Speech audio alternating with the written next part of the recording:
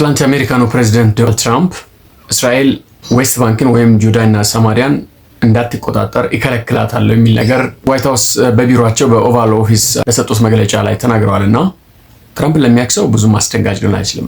ኮንሰርቫቲቭ አይዲዮሎጂን ይደግፋል፣ ነገር ግን በአብዛኛው ትራንዛክሽናል የሆነ ሰው ነው፣ የቢዝነስ ማን ነው። ስለዚህ ቢዝነስን ኦፈር ለሚያደርግ ሰውን ማስከፋት አይፈልግም። የቱርኩ ፕሬዚደንት ኤርዶጋን እና አረቦቹ በተለይ ደግሞ እስራኤል ዶሃ ላይ የሚገኙ የሐማስ መሪዎችን ለመግደል ሙከራ ካደረገችና የተወሰኑትንም ከገደለች በኋላ የካታርና የአረብ ሀገራቶች አቤቱታ ኦቫል ኦፊስ ላይ በጣም መብዛቱ ይታወቃል። በዶሃ ስብሰባው ጊዜ የሚድል ኢስት ዜናዎችን የምትከታተሉ ሰዎች አይታችሁ ሊሆን ይችላል። እስራኤልን ማውገዝና እስራኤል ላይ ሌላ እርምጃ ለመውሰድ ከመንቀሳቀስ ይልቅ ከአሜሪካ ጋር ተደራድረን አሜሪካ ጫና ብታደርግና ለአሜሪካ የሚገባት ነገር ብንሰጥ ይሻላል በሚል ተስማምቶ እንደወጡ ይታወቃልና በዚህ መሰረት ነው አሁን የቱርኩ ፕሬዚደንት ኤርዶጋን አሜሪካ ሄዶ ትራምፕ እምብሊል የማይችለውን ቢዝነስ ኦፈር አቀረበ ማለት ነው። ከ2026 ጀምሮ ለቀጣዮቹ 20 ዓመታት ታርኪ ከራሽያ ምንም አይነት ነዳጅና ኦይል ላለመግዛት በአመት 4 ቢሊዮን ኪዩቢክ ሜትር ነዳጅ ጋዝና ኦይል ከአሜሪካ ኢምፖርት ለማድረግ ከዛስ ምንም ከታርኪ የኔቶ አባል ሀገር ብትሆንም የአየር ክልሏን ለመከላከል የምትጠቀመው የራሽያን አየር መቃወሚያና የተለያዩ ሚሳኤል ሲስተሞች ነው። ከራሽያ ምንም አይነት የሚሳኤል ሲስተሞችንና ሌሎችን መሳሪያዎች ላለመግዛት ነገር ግን ከአሜሪካ እንደ ጉድ ለመግዛት አሜሪካ ፊት ወስዳ ዘረገፈችው ዶላሯን ማለት ነው። ከዛስ የሲቪሊያን ኤርክራፍቶችን ከቦይንግ ከዚህ እነዚህ የሚሊተሪ ኤርክራፍቶችን ደግሞ እንደ ኤፍ-16 ምናምንና ሌሎችንም ከሎክሂድ ማርቲን እና ከሌሎችም የአሜሪካ ሚሊተሪ ኮርፖሬሽኖች ለመግዛት 50 ቢሊዮን ዶላር ትራምፕ ፊት እንደዚህ አምጥታ ታርኪ ዘረገፈች። እኛ እስራኤልን ተጨቃጭቀንም ተዋግተንም ስለማንችል ይህንን አንተ ፍታው፣ ይኸው 50 ቢሊዮን ዶላር። እንግዲህ ይሄ ማለት ከኦይሉ ውጪ ያለ ነው። ኦይሉ በ20 ዓመት ውስጥ ትሪሊዮን ይሆናል። ይሄ እንደዚህ እንዳለ ሌሎች ደግሞ የእስላማዊ አገራቶች በሙሉ ወደዛ 45 አገራት ናቸው ምናምን ሄዶ ትራምፕን ለመኑ። በቃ we have nowhere to go፣ አንተ ነገር ሶልቭ ማድረግ አለብህ። አንተና እስራኤል ተነጋግራችሁ ከሐማስም ከማንም ጋር የምታደርጉትን ሐማስንም ካጠፋችሁ አጥፍታችሁ ካስታረቃችሁ አስታርቃችሁ ያለው ነገር ሄዳችሁ ፍቱ። ከዛ በኋላ ፍልስጤም የሚባል ሀገር እንፈልጋለን እዛ ጋር የሚል ነገር ጠየቁት ማለት ነው። ሳውዲ አረቢያ ከ2 ትሪሊዮን በላይ ኢንቨስትመንት አሜሪካ ውስጥ ለማድረግ ለትራምፕ ቃል ገብታለች።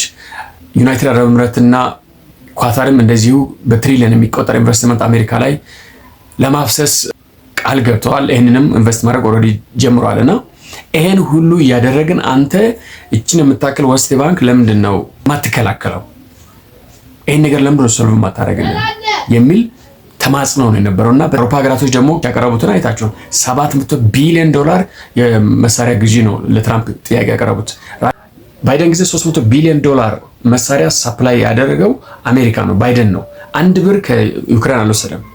አሁን ግን እኛ የምንልህ 700 ቢሊዮን ዶላር እንከፍላለን፣ መሳሪያ ሽጥልን፣ አሜሪካ ላይ ኢንቨስት እናድርግ፣ የትሬድ ዲሉንም እናደርጋለን፣ የታሪፍ ምናምን የምትለውንም ነገር ተው፣ እኛ አክሰፕት እናደርጋለን፣ ትሬድ ዲሉንም እንፈጽም የሚል ይህ ሁሉ ተሰባስቦ ነው ትራምፕ ጋር ያመጣውና ትራምፕ በዚህ በኩል ቢዝነስዋን ይፈልጋል፣ በዚህ በኩል ደግሞ ኮንሽስ አለው። እስራኤል ታሪካዊ መሬቷን ታሪካዊ ከተሞቿን ፍልስጤም በሚባሉ ትላንት በመጡ ወራሪዎች የተወሰደውን መሬት አሳልፎ ለፍልስጤም መስጠት ከባድ መሆኑን ይረዳል። ደግሞ የአሜሪካ ፕሬዚደንት ነው፣ የአሜሪካን ጥቅም ያስቀድማል። ለዚህም ነው ይሄንን ነገር የተናገረውና ምንም ከትራምፕ እንደዚህ ብሎ ብናገርም መፈጸም እንደማይችል ትራምፕ ያውቃል። ፍልስጤም የሚባል ነገር መሬት ላይ የለም። እንዴት አድርገህ ትፈጥራለህ? የሌለ ነገር ነው። አሁን በጣም አስቸጋሪ የሆነው ነገር እኮ ነው። ምኑ ጋር ነው ፍልስጤምን ምኑ ጋር ነው የምታስቀምጠው? ራማላን ብቻ ለማህሙድ አባስ መኖሪያ ቤት ግቢ አድርገህ ሰጥተኸው ፍልስጤም ልትል ነው? እንዲኖር ብትፈልግ ራሱ እንዴት አድርገህ ትችላለህ ነው። አሁን እኮ የሚከብደው እኮ እሱ ነው። ለምሳሌ አሁን ኤርትራ ስትገነጠል ኤርትራ የሚባል ተገንጥለህ ሂድ ብለሃል። ይሄ ግን እንደዛ የለም።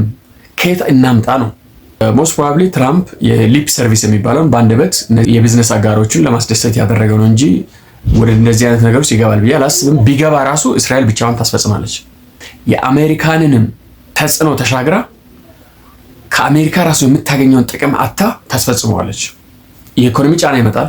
ለ6 ወር ለ1 ዓመት ጫጫታ ሊኖር ይችላል፣ ግን ታስፈጽመዋለች። ይህንን ደግሞ የሊኩድ የክነሴት አባል ሲናገር ሰምቻለሁ። በጁዳ እና ሰማሪያ ላይ ሂስቶሪካል ራይትስ ስላለን እኛ ራሳችን የምናስፈጽመው እንጂ ትራምፕ እስከዛሬ የሰራውን ነገር እናመሰግናለን፣ ይወደናል፣ ያፈቅረናል። ይሄ ኦፊስ ነው። አሁን ግን ተንኪዩ ብለን አመስግነን ጁዳና ሰማሪያን የእስራኤል ሶቨርኒቲ ኤክስተንድ እናደርጋለን። እንደዛ ነው ያለው። መሆንም ያለበት እንደዛ ነው። እስራኤልን ካላፈረስክና ካላጠፋ በስተቀር በፍጹም ፍልስጤም የሚባል ሀገር መመስረት አትችልም። በቃ ሞመንት ፍልስጤም የሚባል ሀገር የመሰረት ቀን እስራኤል ጠፍቷል። ይሄ ነው ሎጂኩ።